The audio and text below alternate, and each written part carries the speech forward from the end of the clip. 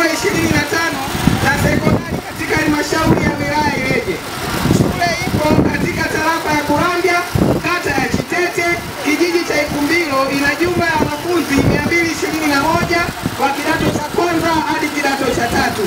Aidha, shule hii ni miongoni mwa shule za serikali katika halmashauri zinazotarajia kupokea wanafunzi wa kidato cha tano mwaka 2025.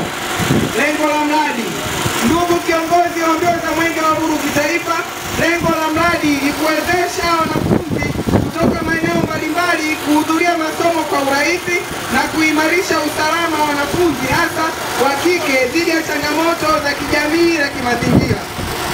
Utekelezaji wa mradi. Ndugu kiongozi wa mbio za Mwenge wa Uhuru kitaifa, mradi huu unatekelezwa kwa njia ya post account kwa gharama ya shilingi milioni 130 kutoka serikali kuu kwa ajili ya ujenzi wa bweni moja wa wanafunzi 80.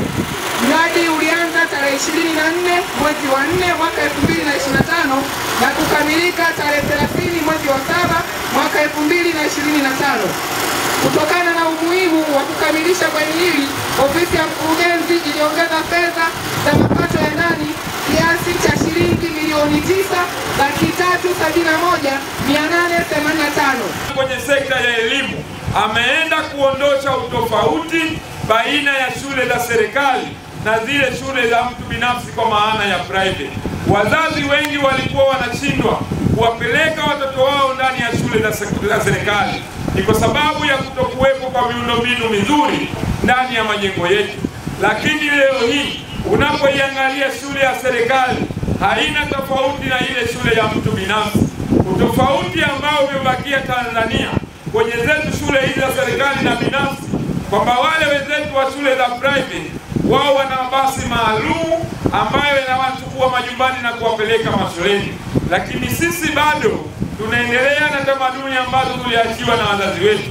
Nataka niwahakikishie ndugu zangu kwamba serikali hii ya Daktari Samia, na mtakapoenda kumpa ridhaa mama huyu kwa kipindi kingine cha miaka 5, sina shaka na kuleta hiki ambacho tutakisema muda huu. Kama aliweza kuleta fedha nyingi kwa ajili ya ujenzi wa madarasa, kwa ajili ya ujenzi wa mabweni, kwa ajili ya ujenzi wa nyumba za walimu watumishi wa sekta ya elimu, basi sina shaka na mama huyu kutuletea hata mabasi matatu ndani ya shule za sekondari za serikali. Mabasi oye! Mabasi safi! Ndugu zangu, nayasema hayo nikiwa na maanisha, nendeni mkapige kura tarehe 29 kama kauli mbiu ya Mwenge wa Uhuru inavyosema. Nina imani kwa mapenzi aliyonayo Daktari Samia, hayo ndiyo ambayo yataenda kutokezea.